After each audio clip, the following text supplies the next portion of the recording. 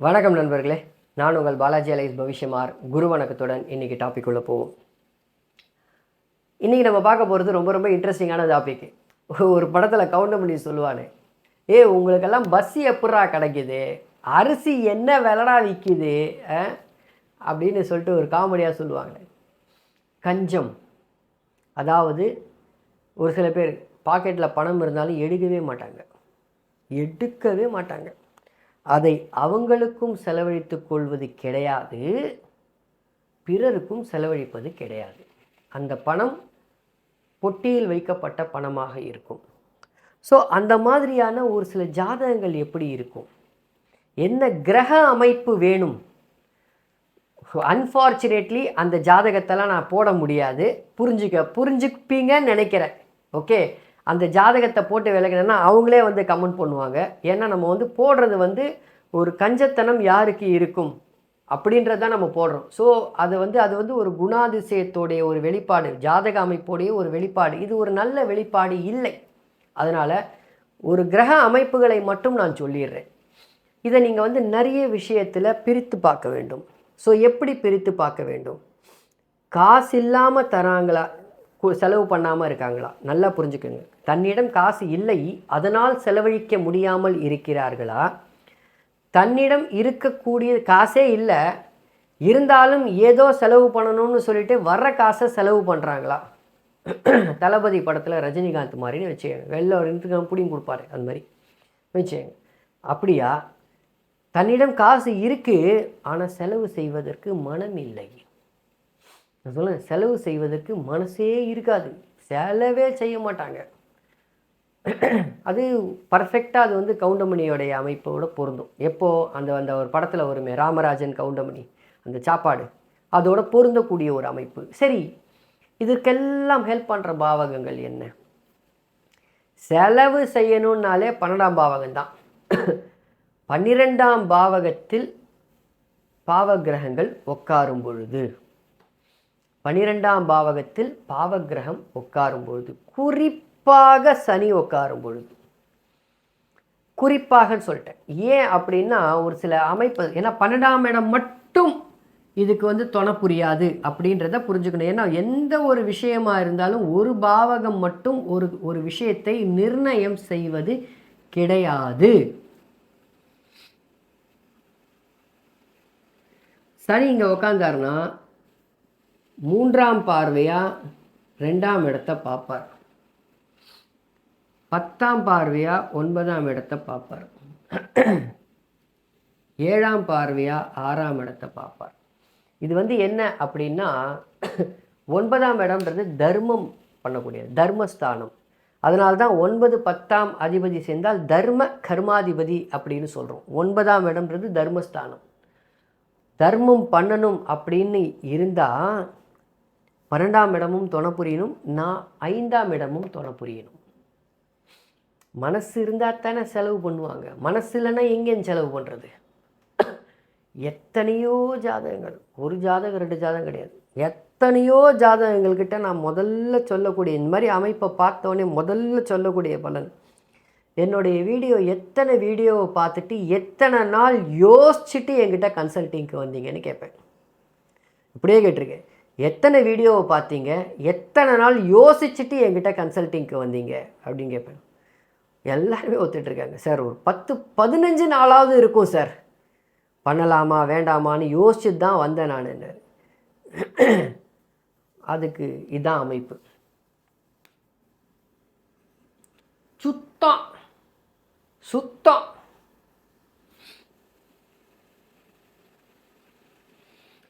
இப்போது சரி, இது ஒரு சனின்றதை நான் சொல்லிட்டேன். இதே மாதிரி ஒரு சில அமைப்புகளில் பார்த்தீங்கன்னு வச்சுக்கோங்களேன். ஸோ இதுதான் கஞ்சத்தனம். நீங்கள் இது யாரை வேணாலும் பாருங்கள், என்ன எப்பேற்பட்ட ஜாதகத்தை வேணாலும் எடுத்துக்கங்க, 12ஆம் இடத்தோட சனி தொடர்பு கொண்டு தின்னால் இதில் இப்போ சரி, இப்போ காசு இருக்கா இல்லையா, இவர் காசு இருந்து கன்சல்ட்டிங் பண்ணுறாரா, காசு இல்லாமல் 10 நாள் யோசிச்சுட்டு வந்தாரா, அதையும் சேர்த்துடுறேன்.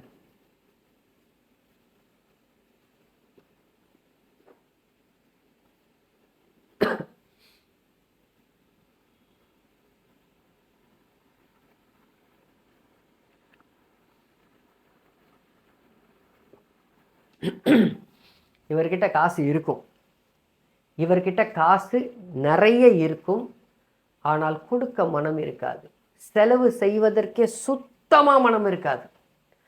5ஆம் அதிபதி உச்சமாய் லக்னத்தில் உக்காந்துட்டு, மற்றும் இந்த சூரியன் எவ்வளவு தூரம் ராகுவோட சேர்ந்திருக்காரா இல்லை சனியோட இணைந்திருக்கிறான்ற அடுத்த அமைப்பு பொறுத்துட்டு 2ஆம் வீட்டையும் பார்த்து 2ஆம் அதிபதி நல்லா இருக்கார், அதனால காசு உண்டு, 100% உண்டு.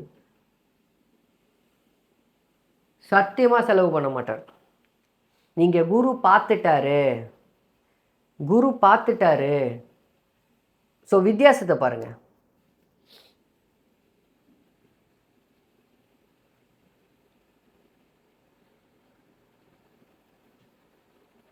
சரி, ஒரு வித்தியாசம் போட்டுறேன், ஒரே ஒரு ஜாதகத்தை வச்சு வித்தியாசம் போட்டுறேன்.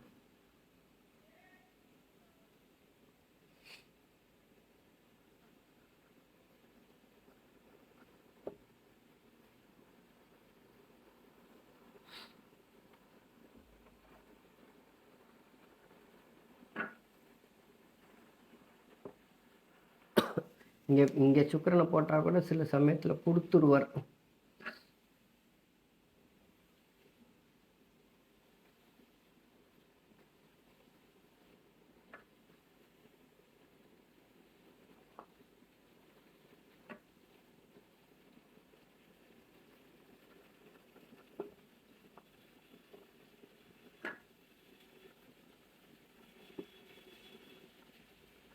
இது சும்மா ஒரு ஹாரஸ்கோப் உங்களுக்கு எக்ஸ்பிளைன் பண்ணுறதுக்காக. ஜாதகர்கிட்ட சுத்தமாக காசு கிடையாது. இவர் காசு இல்லாததுனால செலவு பண்ணலை, இல்லை அவரால் செலவு பண்ண முடியாது. ஏன்? 2ஆம் இடம் சுத்தமாக கெட்டு போகுது. 6ஆம் அதிபதி 2ஆம் இடத்தை பார்க்குது, 5ஆம் அதிபதி நீச்சமாக இருக்குது, 2ஆம் அதிபதி நீச்சமாக இருக்குது. அவ்வளோதான் விஷயம். காசு இல்லை, அதனால செலவு பண்ணலை.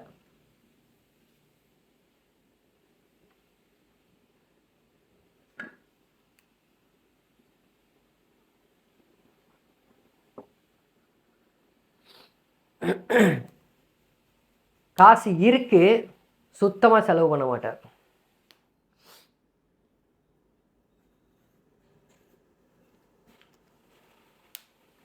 காசு இருக்கு, சுத்தமாக செலவு பண்ண மாட்டார். இவர் தான் சொத்து சேர்க்குற ஆள். தனக்கு வாங்கி போட்டு தானும் செலவு பண்ண மாட்டார், மற்றவங்களுக்கும் தர மாட்டார். அது ஆணாக இருந்தாலும் சரி, பெண்ணாக இருந்தாலும். இந்த மாதிரியான அமைப்புகள். ஏன் சொல்கிறேன்? சுக்கிரன் ஆட்சியாக இருக்கார் இந்த இடத்துல. காசை 2ஆம் அதிபதி ஆட்சியாகி 2ஆம் வீட்டுக்கு குருவுடைய தொடர்புக்கு காசு இருக்குதுன்றதை காமிக்குது. ஆனால் 12ஆம் இடத்துல சனி ராகு சேர்வை செலவழிக்க மனமில்லை, செலவழிக்கிறதுக்கு இவருக்கு விருப்பம் இல்லை. 12ஆம் வீடை வச்சு தர்மமும் பண்ண மாட்டார், இதுவும் பண்ண மாட்டார். ஏன்னா 9ஆம் அதிபதி தர்மம் செய்யக்கூடிய அதிபதி நீச்சம், அதனால பண்ண மாட்டார். அப்படியே காசு இருக்கு, தனக்கு மட்டும் செலவு பண்ணுவார். அதுதான் இந்த குரு பார்வை. காசு இருக்கு, குறிப்பறிஞ்சு நல்லா ஆராய்ஞ்சு யோசிச்சு தனக்கு மட்டும் செலவு பண்ணிப்பார். ஏன் தனக்கு மட்டும் செலவு பண்ணுவார்? 12ஆம் அதிபதி 12ஆம் வீட்டையே பார்க்குறார், மற்றும் 9ஆம் அதிபதி உச்சமாக இருக்கார், தன் வீட்டுக்கு மறைந்து உச்சமாக இருக்கார். அவர் கொடுக்குறேன்றது கூட 4 பேருக்கு தெரியக்கூடாது. அப்படி இல்லைன்னா எப்போவாவது ஒரு வாட்டி கொடுப்பார் பார்த்தீங்களா, அதை 4 பேருக்கு தெரிகிற மாதிரி கொடுப்பார். இதுதான் உண்மை. 4 பேருக்கு தெரிகிற மாதிரி. ஏன்னா தன்னை ஒரு தர்மவான்னு காமிச்சிக்கணும். அது அந்தந்த குரு செய்வார், உச்சமாக இருக்கிற குரு செய்வார். தன்னை ஒரு தர்மவான்னு காமிச்சிக்க வைப்பார் அதே குரு. அதே சமயத்தில் 12ஆம் இடம் கெட்டு போய் குருவுடைய பார்வையில் இருக்கிறதுனால அப்படியே செலவு பண்ணக்கூடிய ஆளாக இல்லாமல் குறிப்பறிந்து, அந்த காலத்துலலாம் பார்த்தீங்கன்னா நோட்டை எண்ணி எண்ணி செலவு பண்ணுவாங்கல்ல, எண்ணி எண்ணி தனக்காக தன்னுடைய குடும்பத்துக்காக மட்டும் செலவு பண்ணிக்கக்கூடிய ஆள். இவர்கிட்டலாம் போயிட்டு நீங்கள் தர்மம்னு போய் நின்னீங்கன்னா, உண்டியெல்லாம் எடுத்துன்னு போய் நின்னீங்கன்னா 10 பைசா வராது. அப்படி அவர் 10 பைசா போடுறாரு அப்படின்னா, அந்த ஜாதகர் போடுறாரு அப்படின்னா சர்வ நிச்சயமாக அது 4 பேர் தெரிகிற மாதிரி தான் போடுவார். ஸோ இதுதான் வந்து புரிஞ்சுக்கணும். ஒரு கஞ்ச அமைப்பு, இவங்கெல்லாம் கஞ்சமானா இவர்களும் ஒரு விதமாக கஞ்சம்தான். அப்படியே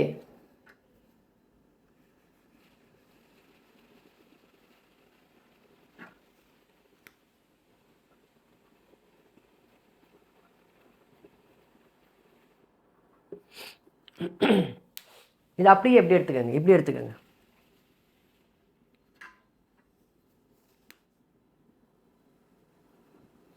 இவ்வளோ போட வேணாம், இப்படி எடுத்துங்க. அப்படியே இதுக்கு முன்னாடி போட்டு இங்கே வரும் குருவை மட்டும் ஆட் பண்ணியிருக்கேன். இவங்கக்கிட்ட வந்து பிச்சைக்காரனே போய் பிச்சை கேட்டாலும் கை காலெலாம் நல்லா தானே இருக்குது, போய் நல்லா உழைச்சி சம்பாதிச்சு சாப்பிட்டு சொல்லுவாங்க. கை காலெலாம் நல்லா தானே இருக்குது, உழைச்சி சம்பாதிச்சு சாப்பிடுவாங்க. ஆனால் அதே சமயத்தில் இவங்கக்கிட்ட வந்து கை இல்லாமல் கால் இல்லாமல் ஒருத்தர் வந்தாங்கன்னா அவங்களுக்கு பிச்சை போடுவாங்க. இவ்வளோ தான் வித்தியாசம். கை இல்லாமல் கால் இல்லாமல் யாராவது வந்தாங்கன்னா அந்த ஜாதகருக்கு இந்த ஜாதகர் பிச்சை போடுவார். 10 ரூபாய் இல்லை, 20 ரூபாய் கூட எடுத்து கொடுப்பார். ஏன்? சனி அந்த இடத்துல வந்து டேமேஜ் ஆகி உச்சகுருவோடைய பார்வையில் இருக்கிறது. நமக்கு இல்லைனாலும் நமக்கு இதெல்லாம் நல்லா இருக்கு, கை கால்லாம் நல்லா இருக்கு, அவனுக்கு அது கூட இல்லை அப்படின்னு சொல்லிட்டு எடுத்து கொடுப்பார். இருந்திருந்தால் அவன் பண்ணியிருப்பானே எடுத்து கொடுப்பார். அதை பண்ணுவது எதுக்கு?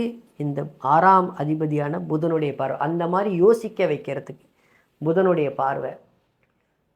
நமக்கே இல்லை இருந்தாலும் 5 ரூபா கொடுக்குறாருல, கொடுக்கறதுக்கு உச்சகுருவோடைய பார்வை மற்றும் சுக்கிரன் நீச்சமாக இருக்குது, நமக்கு இல்லைன்றதை எண்ணத்தை கொடுக்குது. ஸோ இந்த மாதிரி எல்லாத்தையும் 2ஆம் தனாதிபதி நீச்சம். மற்றும் இது ஒரு ஜாதகத்தில் ஒரே ஒரு லக்னத்தை மட்டும் வச்சு பார்க்கறது கிடையாது, ராசியையும் சேர்த்து பார்க்கணும். நிறைய அமைப்புகள் இருக்குது, ராசியையும் சேர்த்து பார்க்கணும். நான் இது ஒரே ஒரு லக்னத்தை வச்சு உங்களுக்கு விளக்கினேன், அதனுடைய படிநிலைகளை விளக்கினேன். கஞ்சனாக இருந்தால் எப்படி கஞ்சனாக இருப்பாங்க, என்ன பண்ணுவாங்க அப்படின்றதுக்கு உண்டான அமைப்புகள். இந்த வீடியோ உங்களுக்கு பிடிச்சிருக்குன்னு நினைக்கிறேன். பிடிச்சிருந்தா லைக் பண்ணுங்கள், சப்ஸ்கிரைப் பண்ணுங்கள், இன்னும் நிறைய பேருக்கு ஷேர் பண்ணுங்கள். சரியா? ஸோ இந்த மாதிரியான அமைப்புகளுடைய ஜாதகத்தை தெரிஞ்சுக்கணும். நீங்கள் பார்த்த உடனே ஒரு ஜாதகம் உங்ககிட்ட வருது, எனக்கு இந்த மாதிரி ஜாதகம் வந்ததுன்னா நான் ரொம்ப சந்தோஷப்படுவேன். ஓப்பனாக சொல்கிறேன், ரொம்ப சந்தோஷப்படுவேன். ஏன்னா என்னுடைய வீடியோ ஒரு 10 வீடியோவாக அவர் பார்த்துருப்பார். ஆராய்ஞ்சு அந்த வீடியோவை பார்த்து இவர்கிட்ட கொடுத்தா நம்ம காசு வீணாகாதுன்ற ஒரு எண்ணத்தில் தான் இந்த மாதிரி ஜாதகர்லாம் வருவாங்க. ஒரு வீடியோ பார்த்த உடனேலாம் வரமாட்டாங்க. கேட்டிருப்பேன், ஒரு சில பேர் கேட்டிருக்கேன், என்ன சார் இன்னைக்கு காலையில் தான் வீடியோ பார்த்தீங்களா அப்படின்னுவேன். இன்றைக்கி காலையில் தான் என்னை பற்றி தெரியுமா வீடியோ பார்த்தீங்களான்னு கேட்பேன். அதுதான் 8-12 சுபத்துவம்.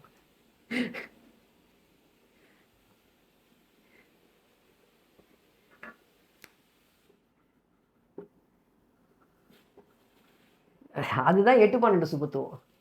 ஏன் 8-12 சுபத்துவம்? நல்லா செலவு பண்ணுவாங்க. 8-12ஆம் இடம் சுபத்துவமாக இருக்கும்போது நல்ல செலவு பண்ணுவாங்க. பார்த்த உடனே ஒருத்தர்கிட்ட போய் கேட்கணும், தன்னுடைய காசு செலவு பண்ணணும்னு ஆசைப்படுவாங்க. ஏன் 8-12 சுபத்துவம்னா வெளிநாட்டுக்கு மட்டும் தான் அனுப்புமா? அப்படிலாம் கிடையாது, செலவு பண்ண வைக்கும் 8-12 சுபத்துவம். அது தெரியுமா? குதிரைக்கு கடிவாளம் கட்டின மாதிரி ஒரே பக்கத்தை பார்த்துக்கிட்டு இருந்தால் இந்த விஷயம்லாம் தெரியாது. ஸோ இது பாருங்கள், இவங்க செலவு பண்ணுவாங்க. என்ன சார் இன்றைக்கி காலையில் தான் என்னை பற்றி தெரியுமா வந்தீங்களா அப்படின்னு. சார் நேற்று ராத்திரி தான் உங்கள் வீடியோவை பார்த்த உடனே கன்சல்ட் பண்ணணும்னு தோணிச்சு வந்துட்டேன் அப்படின்னு. ஏன்? காசு இருக்குது. தனாதிபதி தன வீட்டை பார்க்குறார், தன காரகன் உச்சம். 9ஆம் அதிபதி 9ஆம் வீட்டுக்கு மறைந்திருந்தால் 12ஆம் வீட்டோட எந்தவித பங்கமின்றி தொடர்பில் இருக்கார். செலவு பண்ணவர்கிட்ட காசு இருக்கும், கொடுக்கறதுக்கு காசு இருக்கும். ஸோ சரி, இதெல்லாம் எப்படி புரிஞ்சுக்கிறது? இப்போ நீங்கள் ஒரு ஜோதிடராக இருக்கீங்க, ஜோதிட ஆர்வலராக இருக்கீங்க, இதை எப்படி புரிஞ்சு, நான் சொல்கிறது உண்மையா பொய்யான்னு எப்படி புரிஞ்சுக்கிறது? சார் உங்ககிட்ட ஜாதகம் பார்க்கலாமான்னு கேட்பாங்க. நீங்கள் ஃபீஸ் சொன்னோடனே ஜர்க்கு வாங்கிட்டு போவாங்க. அப்படியே சார் பரவாயில்ல சார் உங்கள் ஜாதகத்தை கொடுங்க அப்படின்னு கேட்டு அவங்க ஜாதகத்தை பாருங்கள். உங்ககிட்ட பணம் கொடுக்கறதுக்கு, உங்களுக்கு ஃபீஸ் கொடுக்கறதுக்கே அந்த இடத்துல காசு இல்லைன்னா அவங்க ஜாதகம் எப்படி இருக்குன்றதை பாருங்கள். அப்போ புரிஞ்சிடும் இல்லை?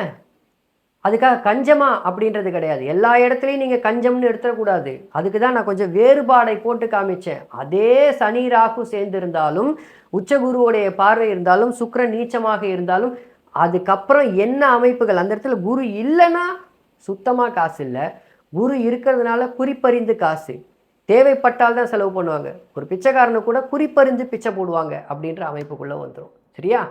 அதனால் மொட்டை தத்தா குட்டையில் வந்தானா தயவுசெய்து எடுத்துக்காதீங்க. அடுத்த பதிவில் பார்ப்போம். நன்றி நண்பர்களே.